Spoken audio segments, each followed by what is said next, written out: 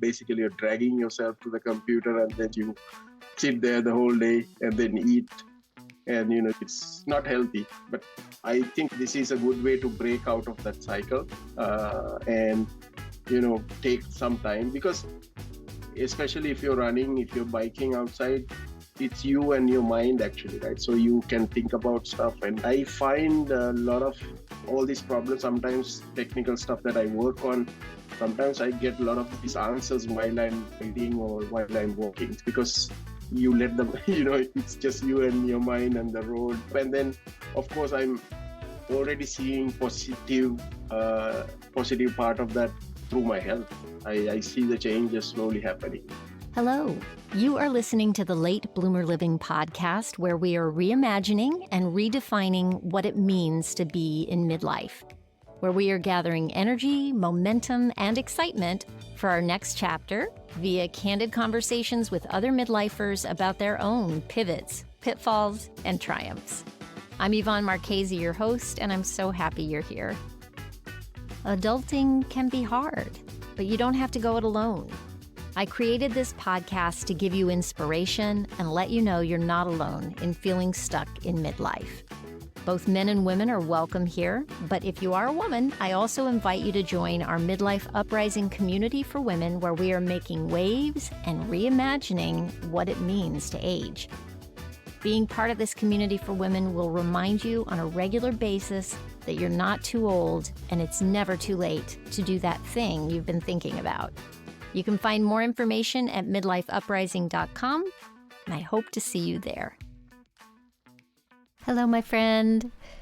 If you've been listening to the podcast for a long time now, you might remember today's guest. He was on episode 81. I'm so thrilled to have him back on the podcast today to give us an update on what he's been up to since we last spoke. His name is Channa Silva. So here's a quick update on what we talked about the last time I had Channa visit. Channa lives in the Philippines, where he has had a successful career in tech in the telecommunications industry. But his real passion is music. During the COVID shutdown, he found himself missing the live music experience and the community of concert goers that he loved so much. So he started hosting Zoom calls where they could talk about music and connect. That simple act of bringing together a community of music fans has led him down a whole new path.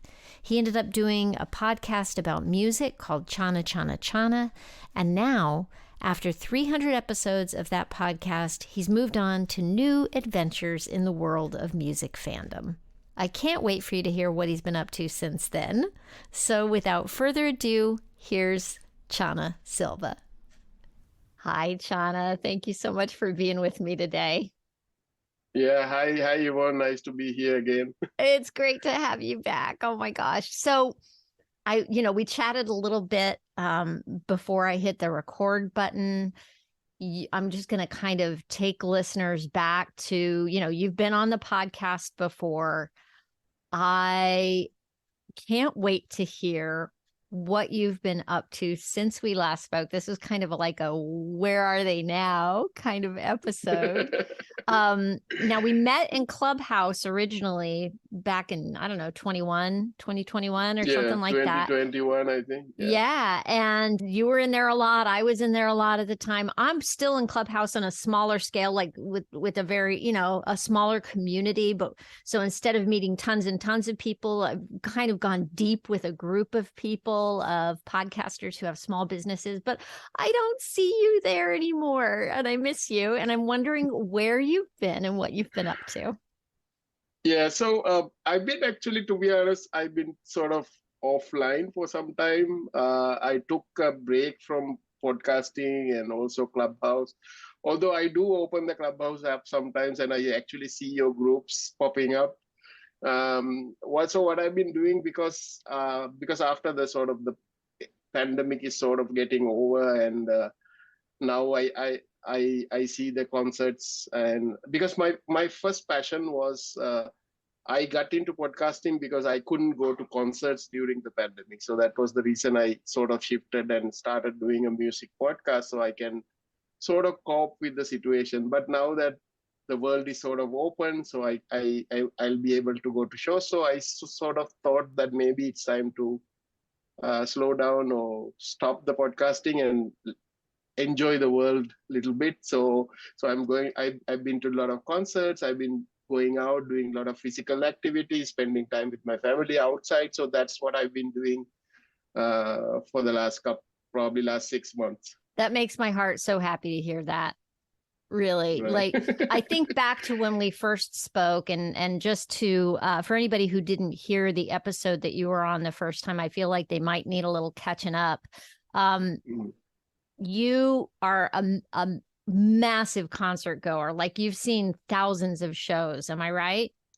Right. Huge music fan from the time you were little. I think you told me that Elton John was your first, like, on a mixtape that your dad gave you, that was like the first, like, push, like, what is this music thing? And then when the pandemic happened, your concert going came to a screeching halt, and just you were missing your, not only the live music, but the community of fellow music lovers, which led you to hosting Zoom calls just to say, hey, how are you guys doing? And what are you listening to? I'm assuming, I wasn't on any of those calls, but, and that then led you to doing this podcast, which then all of a sudden you had artists coming on. And I think I called the title of your last episode with me "The Power of Yes," because what I loved about your journey was that you just said, oh, well, let's just have a Zoom call. And then the next thing, yes, maybe I'll do a podcast. And then it just kept growing. And I kept watching you follow the path of what was interesting to you and what felt right next. And so I guess my question now is, what's next? What's your next yes? Since we last spoke, you've wrapped up the podcast, right? Yeah, so I recorded 200 episodes. Congratulations. It's huge. So the 200th episode was a special one because I had, this is a legendary new wave band called H2O from Scotland. So I had the lead singer of that, Ian Donaldson, to sort of wrap up the show, because I met him in one of the shows. And then that was sort of the wrap up. And then all the episodes are still there. It's in Spotify, it's in Apple Podcasts, it's in YouTube, so anybody can go and listen to it. So what I've been doing is that from the podcasting, I got sort of a traction on my YouTube, because people are going and checking this YouTube. It's easy to sometimes listen to podcasts on YouTube, right? People see.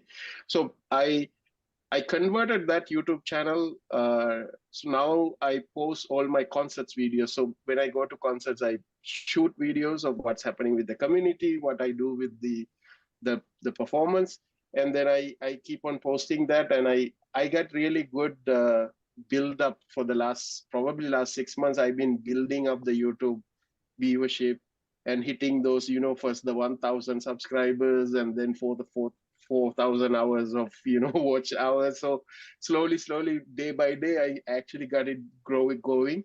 And then I also changed the channel, so I focus on the shows now more, although the other content is still there. So that's what I've been doing, building the YouTube, and then also building my Instagram, and sort of presence on connecting with the other similar people. Yeah. Oh my gosh. I mean, it's so exciting. The world has opened up. You are back to listening to music. You're back to connecting to other music lovers. What is it about YouTube as your platform that is exciting to you? Is it that you can do, is it video versus audio? Yeah, so YouTube actually, because one of the key thing is I record the performances of some of the the artists that I see, and it's sort of like documenting my journey, because I keep track of all the concerts I go. So the YouTube is actually part of that sort of memory. And also I want to share like what I experience with others, although I'm kind of careful when I'm sharing. I don't want to share everything. Like I don't want to record the whole concerts. I'm not a person like that.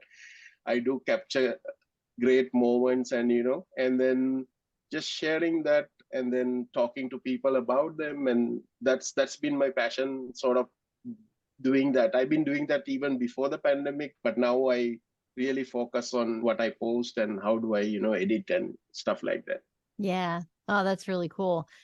I the last time we spoke, you talked about possibly going back to school to study music history.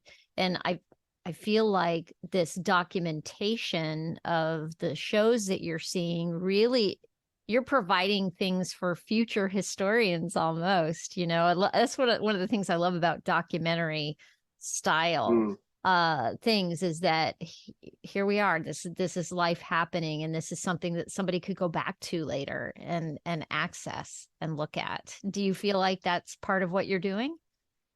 Yes. So what I was able to do is I was able to trace back almost all the concerts I've been attending up to year 2000 now.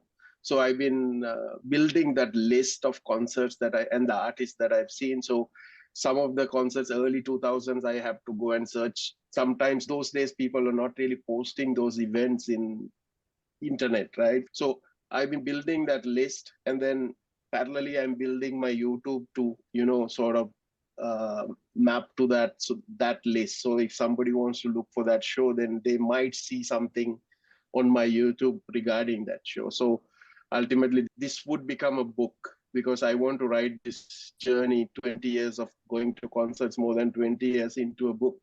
So probably each of the decade or each of the years would be like a chapter, and the experience and traveling and everything, the people I met, that would be like part of my. That's really I've been thinking about doing that, writing a book about it. Now, through the podcast, you ended up with some of the artists connecting with you and then coming on your podcast. Are you still finding that you're connecting with the artists? Do they see your YouTube channel? Do they like do they like that you're there and getting bits of the concert and recording that and putting it out there for, that sense of historical? Does anybody ever have a problem with it? Like, how does all that go? Actually, I really don't face many problems, to be honest, with that.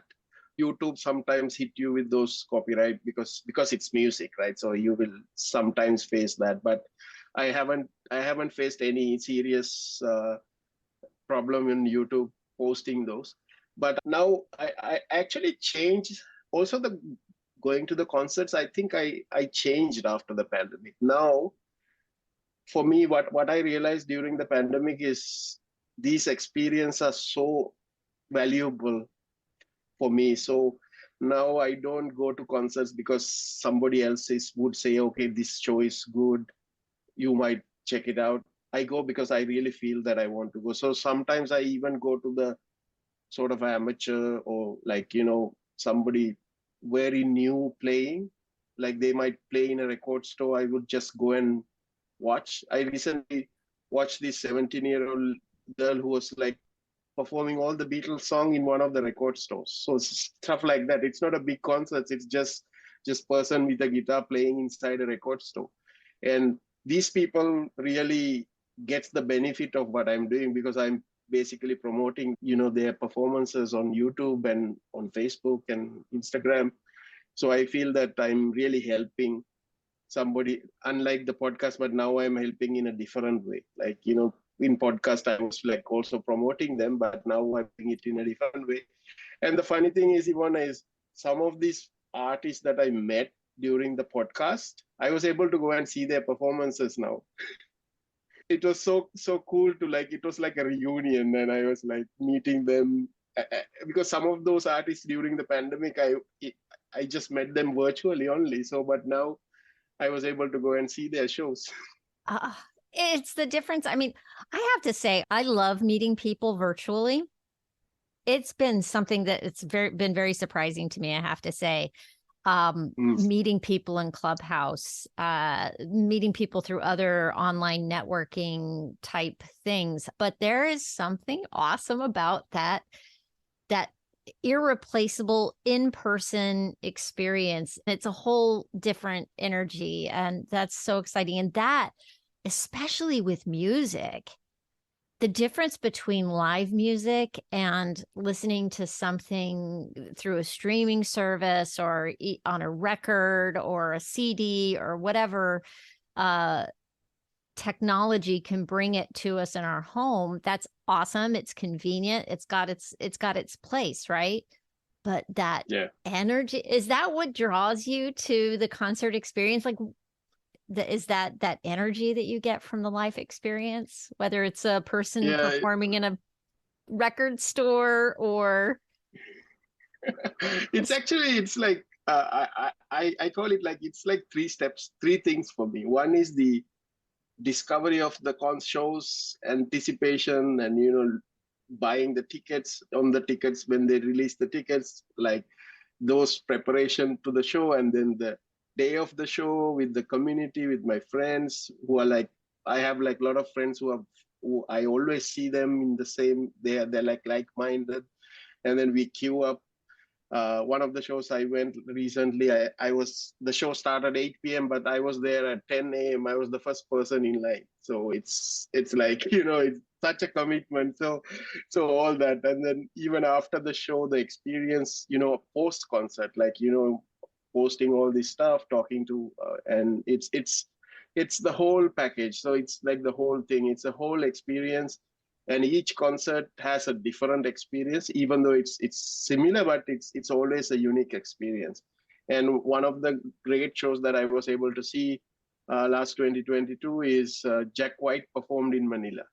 Oh, wow. I don't know if you know Jack White. Yeah. So and even that show, I was the first person in line. I was there 10 a.m. for the 8 p.m. show. Wow. How do you manage that? That's awesome. Do you take your kids with you? Does your family come with you? Or do you venture out for these adventures on your own? It's me by myself, unless it's a sort of an intimate show or something where I bring my wife, and but otherwise I don't think she can take she has that same energy to do, like, wait in the queue for like right, that's 10 a long hours. time to wait. That's a long time. Wow. Do you have friends that join you to wait online early in the day like that? Yes, yeah. So normally I'm the first person, and the second person is mostly it's the same guy. It's like one of my friends. So it's like third person would be somebody like, there are like, five, 6 people who are always the first in line. Wow. So exciting to see you just kind of following this path. And I'm wondering, like, what are you learning about yourself as you shift and change what you're doing? Like, what is it about the music and the concerts and the experience? What is it that hits you in your heart that keeps you doing this? Yeah, I mean, especially I think the COVID and the pandemic, I think it really changed everybody, right? And all of us. So one thing that I remember early in the pandemic, we were not even able to get a cup of coffee outside, right? Everything was closed. Now that things are opening up, and then now where I can actually go and see these shows, I treat it as a very precious thing. So I'm very grateful. And I think I experience a whole chapter of gratitude. It's all gratitude. So I appreciate that people putting up these shows. I appreciate people like Jack White coming to Manila all the way from US. And so I want to give back. So that's why I'm always there. So I'm really grateful. And I was always a fan of music, but I now feel that I really want to influence people to follow what they like, not just a rat race, but follow and do what you really like to do. That's what you're passionate about. And then the same thing I do on the concerts, I can actually use this also for my personal family life. If I want to pursue something, if I really care about something, then I would put the effort for that and I will do it. Right? I will be the first person because I want to be the first person. So that's the strong feelings and stuff I actually realized doing all through all this.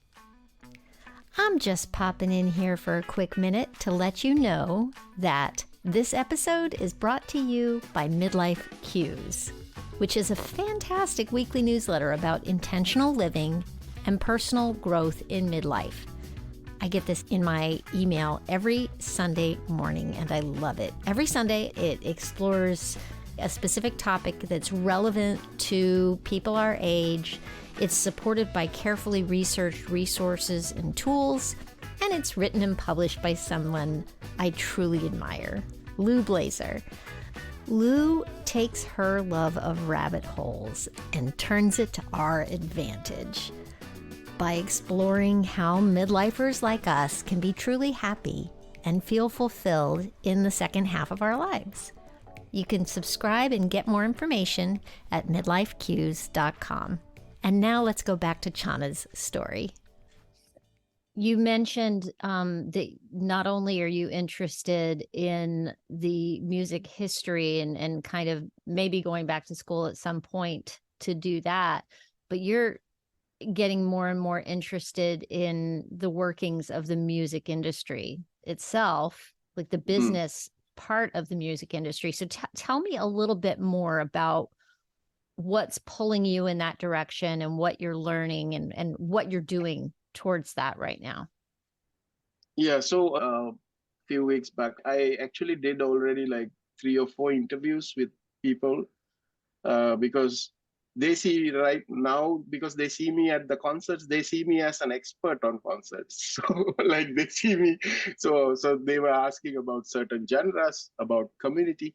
Um, there's a word called fandom, right? Like different genres have their own fandom. It's like different culture or something, right? How people react to different genres. So what I've been quite interested about all these different genres, how people behave in different concerts. Like same person might be reacting or behaving differently in a different concert, although it's the same person. It's also me. Like when I go to metal concert, the way I behave is different from when I go to some other pop concert. So there is a like an unspoken sort of traditions and rules. Nobody tells you to behave like that, but it happens. So I've been doing a lot of these interviews explaining the different fandoms. So along with the musical history, I really want to explore this sort of cultural aspect of all this live music scene. So there are a couple of local music magazines that has reached out to me, and then I did some interviews with them. And then a lot of this after movie sort of concerts will have like after movies, like they will create something that will go after the concert. So I've been interviewed so many times for these after movies where they have to talk about the artist and the whole experience. So I'm expecting a couple of more videos to come out from these media organizations. Wow. Wow. You also mentioned that what this is doing for you and following your passion is spilling over into your personal life. Is this where we start to talk about how you've been getting outside more and the biking that you're doing? Is that kind of where you see that transfer?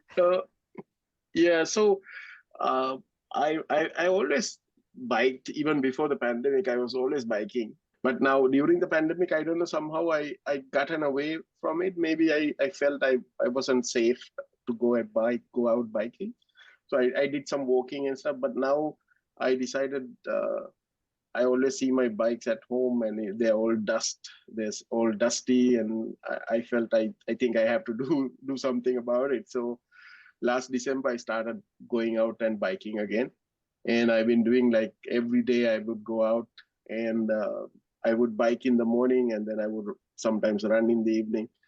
And I somehow, after doing it for months, I was able to build that discipline or the eagerness. So I wake up, I go for a ride.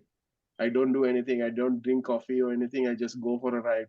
let's go for a ride, and then I'll check my emails or whatever. So I've been doing that a lot, and it's so nice to actually able to now go out and bike, and then explore the city. And I always take pictures in the city, all these different landmarks and street art and stuff, where what I really like. So I've been doing that a lot as well.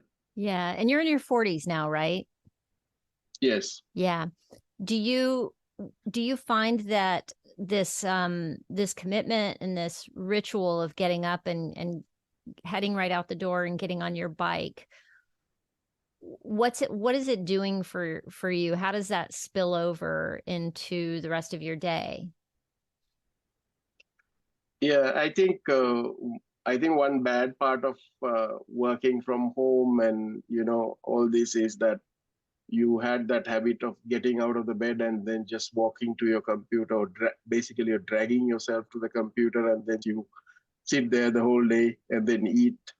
And it's not healthy, but I think this is a good way to break out of that cycle, and take some time, because especially if you're running, if you're biking outside, it's you and your mind actually, right? So you can think about stuff. And I find a lot of all these problems, sometimes technical stuff that I work on, sometimes I get a lot of these answers while I'm reading or while I'm walking. It's because you let them, it's just you and your mind and the road. And then of course I'm already seeing uh, positive part of that through my health. I see the changes slowly happening. So that's a good thing as well. And I'm influencing my family in another way, because we had this. Actually, I have we have this medal.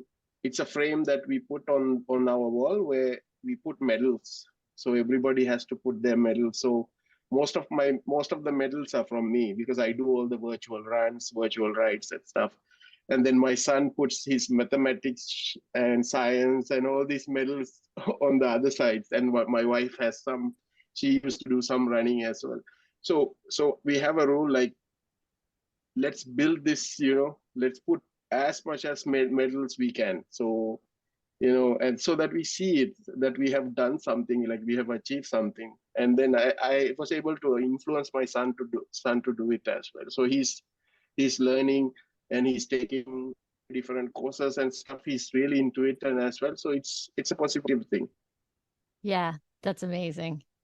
I congratulate you on being that example for your kiddo.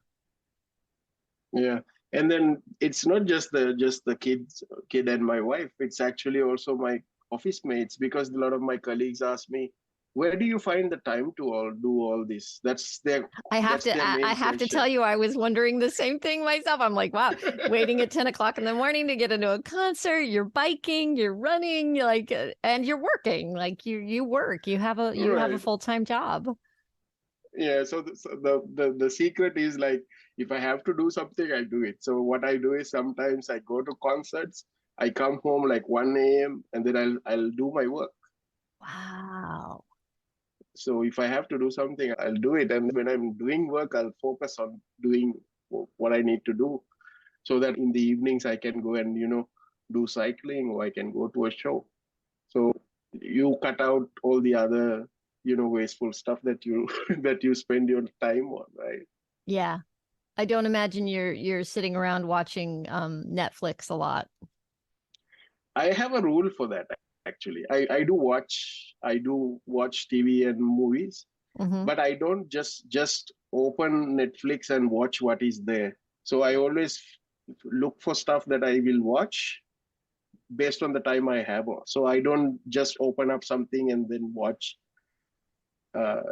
binge watching. Yeah. So I think you just have to take that control, the time. Do you find you've got more energy now that you've taken on biking and running? Is that giving you more energy to do all the other things you want to do? Yeah, I feel that, and a lot of improvements on health, and the attitude at work as well. Like, I don't feel like sleepy, and because I'm already pumped up in the morning. Yeah. Yeah. What a great way to start off your morning. So, how can people find you, and what are you excited about that's coming up that you want people to know about? Yeah, so my website is still there. It's called Channa.com. It's basically has all the links to all podcast videos, and so I post all the articles and interviews that I do with others as well. And you can go to the YouTube as well. There, so all the YouTube channel is called youtube.com/Channa Channa Channa. That actually has all the videos of the concerts, and they can also follow me on Instagram, which is Channa3x. Instagram, you can see all my physical activities and all my bikes and all the concerts and Yeah. all my collection and all that. I got connected with a lot of great people because of just simply posting on Instagram. That's awesome. Oh my gosh. I just love the way you kind of go through life, Chana. You just really seem to have a knack for giving yourself permission to do what interests you and to do it your way. Yeah. You know? Do you feel like you had that sense of permission when you were younger, or is that something that has come to you with a little bit of time on the planet? I think I had it when I was younger, and I think it also helped that I was sort of I grew up sort of away from my parents, although they were always working, so I was kind of alone at home. So I was like in front of the TV, or I was like with the music. So it's always like I was doing like what I was like to do. And also when I migrated from my home country to Philippines, I was alone for like I met my wife. So it was always like doing things what I like, what interests me. So I think that's really helpful. But now, after all what happened last couple of years, I have a much more appreciation for life itself. So I don't want to waste it. So that's probably one of the big drivers of the change of mindset. Mm, gratefulness. That is powerful stuff. I'm so glad you came back to talk to me and to give us an update on what's going on for you. I kind of feel like we're going to have to occasionally check in and just see where you're at and see how things are going, because you're always evolving and doing new things, and I admire that very much. Thank you. And I mean, I definitely want to sort of come back to Clubhouse as well. So I would probably see you in Clubhouse in the future as well. When you are ready, I can't wait to see you there. Yeah. All right. Take care, Channa. Thank you so much. Thank you, Ewan, for having me again. Well, there you have it. Talking to Channa always reminds me of the power of following your interests, the power of saying yes to your intuition. Do you have a little voice in your head that wants to do something fun and you keep ignoring it because you have so many other obligations? I wonder if you might take a look at things and see if you can clear just a little bit of time on your calendar to give yourself room to explore something that could bring you joy. That's my challenge to you this week, should you choose to accept it. If you want more information about Channa Silva, I will have all the links for you in the show notes. You can just go to latebloomerliving.com/podcast and click on the show notes for episode 132. Thanks so much for listening. I hope you have a fantastic week. Stay safe and well. Talk soon.